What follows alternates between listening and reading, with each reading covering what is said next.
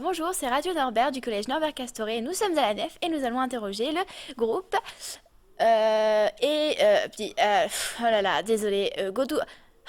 Bon, attendez, ce sera pour plus tard, on vous le dira pour l'interview. Ah, prénom de groupe. Tu veux dire Francky? Alors, attends, on va répondre. Non mais c'est Moi, vrai. moi, je vais répondre. Attends, on va en parler. Tu vois, ça t'a ouvert une brèche là. Je vais répondre pour notre groupe qui est épique. Avec Mathieu, on s'est dit notre musique, elle est très chevaleresque, très. C'est les Valkyries, ça va au combat, donc c'est épique.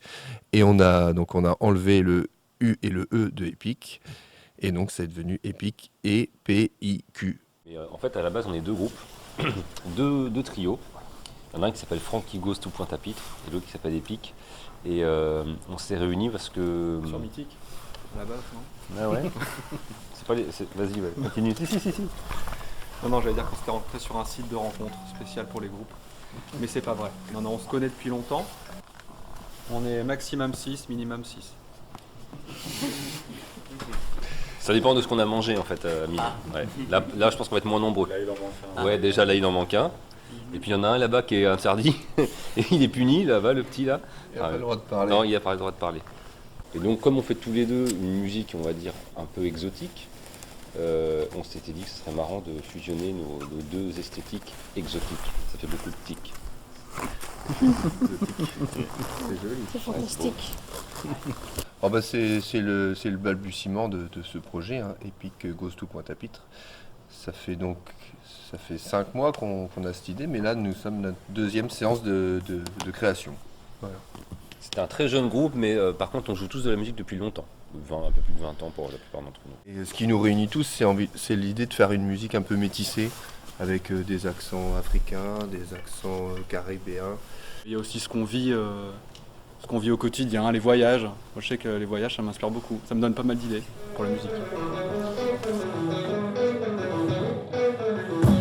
Alors ça, c'est une vraie question. Vas-y, réponds. Attends, laisse-moi réfléchir. 3 petits points de temps. Alors, moi tant que c'est moi qui ai le dernier mot, ça va. Je gère bien mon ego. Moi, je dis souvent chacun mes goûts. Voilà. Ça ferait quoi si tu le traduisais en K-pop? K-pop, j'ai pas encore. Fais gaffe, le K-pop c'est des vrais musiciens aussi. Mais attends, mais je veux. Je me suis fait avoir au début et après. Plus de l'école d'enregistrer des disques et de faire des concerts pour vendre les disques que de mettre des morceaux sur YouTube et de compter le nombre de vues.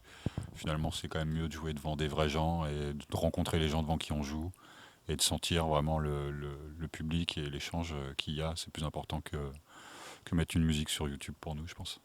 Il y a de plus en plus de groupes et beaucoup plus de musique, et ça c'est depuis les années 60, où c'est devenu vraiment la musique un gagne-pain aussi pour plein de gens, entre autres pour les producteurs. Donc les producteurs ils vont dire faut enlever ça, regarde sur YouTube justement, celle-là elle a fait plein de vues parce que c'est 3 minutes ou parce qu'il y a un boom boom.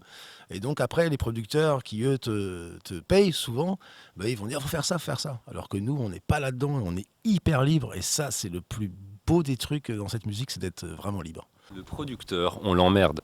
Non, alors moi je suis pile poil l'autodidacte parfait. J'ai grandi dans les quartiers, j'ai appris la batterie sur des barils de persil. Même lui, si tu connais, ils étaient ronds, tu te rappelles? Voilà. Même lui, il connaît pas. Est-ce que quand vous étiez enfant, vous vous êtes dit que autant de personnes allaient écouter votre musique? Non, en fait, ce qui me paraissait dingue, déjà, c'était de sortir du local de répète. Enfin, tu sais, déjà, de faire un groupe, c'était déjà quelque chose c'était un rêve, quelque part.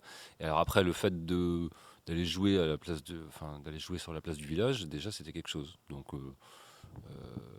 Donc après, c'est des étapes, tu vois, chaque truc, on amène un autre, quoi. Mais déjà, rien que le fait de faire de la musique, pour moi, ça suffisait. Enfin, d'être le samedi après-midi dans un garage avec 2 ou 3 copains pour faire du bruit, enfin de la musique, quoi, c'est pareil. Ça suffisait déjà. Moi, je rêvais de jouer à Nulle part ailleurs. Moi. Quand j'avais 15 ans, je voyais les groupes jouer à Nulle part ailleurs. Vous avez peut-être pas connu cette émission sur Canal. Il y avait tous les soirs des groupes qui jouaient en live.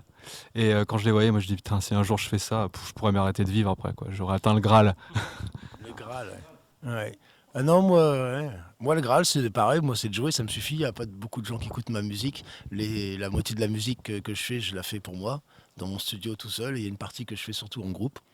Et donc moi je suis pas là-dedans. Je suis vraiment dans. C'est une drogue et je prends vraiment beaucoup de plaisir à jouer n'importe quel type de musique. Mais par contre de moins en moins avec les cons. Je l'ai fait un peu ça. Et c'est une concession que je peux plus faire, je crois. Je joue avec des gens que non seulement je m'entends bien musicalement, mais aussi il faut qu'il y ait un minimum de trucs qui se passent entre nous, quoi. Il y a toujours un problème d'ego entre les artistes et moi j'ai jamais eu ce problème parce que je suis un drogué. Déjà c'est énorme de pouvoir. Rien que nous on en vivote, mais pour moi j'en vis vraiment. Je suis un privilégié, quoi. Donc moi venant de ça, effectivement, je suis content tous les jours de faire de la musique. Bah non, pas du tout. Non, je pensais même pas qu'on pouvait. Enfin, ouais, je pense un peu comme Mathieu, déjà arriver à faire de la musique devant des gens ou en jouer en groupe. C'était déjà quelque chose qui était un peu déjà un rêve et pas forcément quelque chose d'assez abordable comme ça. Donc non, vraiment pas. Et puis je pense que même encore maintenant. Ça nous importe peu en fait que beaucoup de gens écoutent la musique ou pas. En fait, c'est pas ce qui fait la musique, c'est pas ce qui fait un groupe. Ça peut donner, ça peut rapporter de l'argent à des gens qui sont écoutés par beaucoup de personnes, mais on fait plus ça pour l'amour de la musique et le plaisir d'en jouer que pour la reconnaissance ou je ne sais quoi.